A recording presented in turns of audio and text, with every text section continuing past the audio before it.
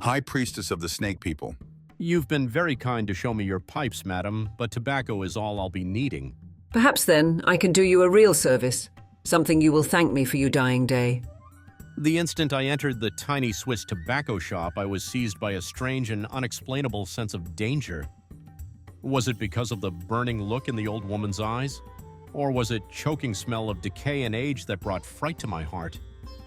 Here, in this shop, the first link in the chain of terror was forged to transplant me into a world of such loathsome horror, of such unforgettable and sinister forces that death itself would have been a better fate than its living memory. You've been doing some mountain climbing, eh? Then you must try the peak near my native village of Zelmot. You'd never forget it. I appreciate your interest, madam, but not this trip. My vacation ends day after tomorrow. At that moment, I heard a slight movement from the rear of the shop and... My daughter Gilda, young man. Perhaps she can convince you to accept my invitation. But of course, you must visit Zelmot. She seemed to glide toward me, and when I looked into her face, I could see the green depth of her eyes beneath the long sweep of her lashes. Her beauty was intoxicating. Zelmot is different. You will find it the most exciting experience of your entire life. I don't know. My plans called for... Then forget your plans. Tonight, your train will pass an old tower atop a steep hill. Zelmot lies just beyond. You will go there. I'm not sure. In what seemed a half-trance, I slowly backed out of the shop, the girl's haunting eyes never leaving mine. But when I was outside, why, it's a package of tobacco. She put it in my hand, and I haven't paid for it. The door's locked. Wait, that sign, it can't be. Bewildered and shocked, I looked through the window. I was aware of an immediate change. The girl and the old woman were gone, and so were the weird and grotesque furnishings. Then a revolting horror loomed before my eyes. That snake! That snake! It's alive! I fled in terror, the loathsome spectacle plunging my thoughts into abysmal depths of horror and wild panic. Yet that very same evening, as my train rounded a long, sweeping turn, I saw it. It's the tower Gilda spoke of, and the mountain. It's magnificent. Perhaps it was the peculiar aroma of the tobacco that Gilda gave me that made me behave in so strange and sudden a manner. I can offer no explanation for my action, but a sharp and irresistible impulse compelled me to get off that train. Whether it was hypnosis or the devil's power itself, I don't know. My legs carried me forward without my knowing how or why. Then I was in the village, my boots striking noisily against the cobblestones. There's a light in that inn. This place is enough to give a man the creeps. Gilda! I entered the inn and... You! Welcome, young man. Welcome to the village of Zelmot. My mind was so confused by the strange course of events that I wanted to flee. But flight was impossible when I heard Gilda's voice. It fell upon my ears like the tinkling of a tiny silver bell, caressing and overpowering in its sweetness. You are not unhappy to find me here, are you? We wish only to make your stay here more comfortable. Your room is waiting, Herr. My name is Michael Corning, and I will stay. Dumbly, I followed the bewitching Gilda from the room, and as we came to the stairway, I heard a sound at my feet. When I looked down, a cry of horror sprang to my lips and... Look out! Let me go, Gilda. I can still kill it. No, you mustn't. It meant no harm. A moment later, the old crone emerged from the room which the snake had entered. Her rage was terrifying, but even more so was the livid welt across her cheek. In Zelmot, we do not harm snakes, Herr Corning, never. He meant no harm. By it leaves us alone. With a final savage glance, the old crone left. Then, at the door of my room, my panicky state was partially quieted by Gilda's haunting smile and gentle voice. Do not become alarmed by my mother's anger. She detests cruelty against all creatures, even snakes. But was it a snake, Gilda? Of course, Michael. What else? Come now. After a night's rest, you will have forgotten it. Good night and sleep well. All right, Gilda. I'll see you in the morning. When morning came, what sort of village is this, Gilda? I have seen no people, and last night... No questions now, Michael. Go to the mountain. Near its peak, you will find a cavern. I will meet you there later and explain all. Somehow her words like a command I felt impelled to obey. All that morning I struggled up the steep slopes, and with every step it seemed as though I could hear Gilda's haunting voice calling to me from above, urging me on. The cavern at last. She must be inside, waiting for me.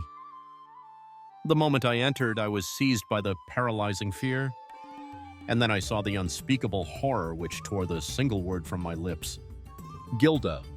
We have awaited your arrival, Michael. Now you shall learn the answers to your questions. Half crazed with terror, I turned to flee. You can't escape, Michael Corning. We claim you as one of us. Arch! With my final strength, I broke free from the repulsive jaws, and fleeing the cavern, I half ran, half slid down the mountainside. Hours later, I regained consciousness. That snake, it bit me. Gotta find help, fast. Maybe it isn't too late, just a little more to go. Gotta hold on, got to. Something attacked me on the mountain. A snake. Call a doctor. No doctor can cure you. This is not the bite from an ordinary snake. The thing that attacked you was far more loathsome. Am I not right? Yes, it was hideous. You are the victim of the greatest evil ever brought upon man. The ancient snake worshippers of Zelmot have placed their mark upon you. Snake worshippers? The old man swept back the covers on a bed. I was horrified. My son bitten as you only 2 weeks ago. Time is short. My son is far gone. But if you are to spare yourself this horrible fate, we must act quickly. Together we may still destroy the evil, but we must hurry. Of course, I'll do anything you say. Taking a small package from the cabin, the old man led the way. Later, when we entered a passage in the mountain's base, a feeling of horror rose within me. I discovered this passage by chance recently. It leads to their meeting place. At the head of the stairs, a gruesome sight sprang into view. The one on the throne, she is the leader. The others are past victims of her hideous evil. We must act quickly. Michael Corning, blood of our blood, step forward. I sense your presence amongst us, and there can be no escape. Come, Michael, come. Perhaps it was their venom flowing in my veins which made me incapable of resisting her call. I walked toward her, drawn to her evil beauty as a moth to a flickering flame. Wait, my son, resist, wait! Then the old man was at my side, tearing at his package, and a moment later a spluttering bundle was hurled at the spitting, writhing mass. Die, you monstrous fiends, Boom.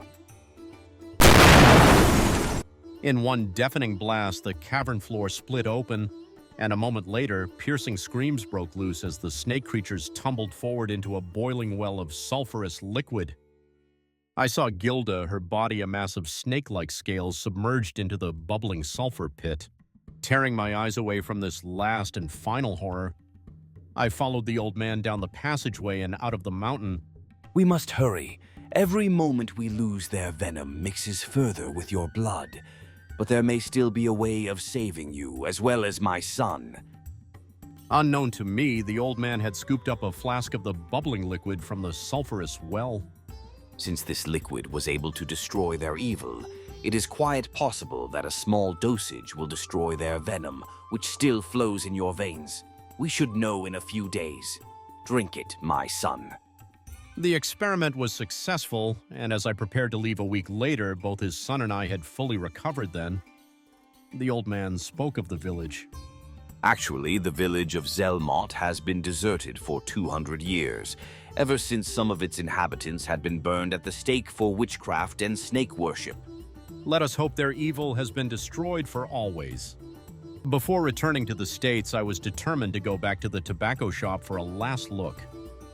I didn't really expect the owner to believe my story. Well, it's fantastic. Besides, I was closed. You saw the sign. Yes, I know I'd hardly recognize the shop now, but it did happen. There was an old woman here and... I see that snake has caught your eye. My son found it the other day on a hiking trip near the deserted village of Zelmot. If you'd like to buy it. That bruise on its head, yes, at any price. That night, alone in my room, I threw the cursed thing into the flames. Now my only hope and prayer is that I have destroyed the last of the snake worshippers. But what if there are still others waiting for some innocent customer in an out-of-the-way shop? What then?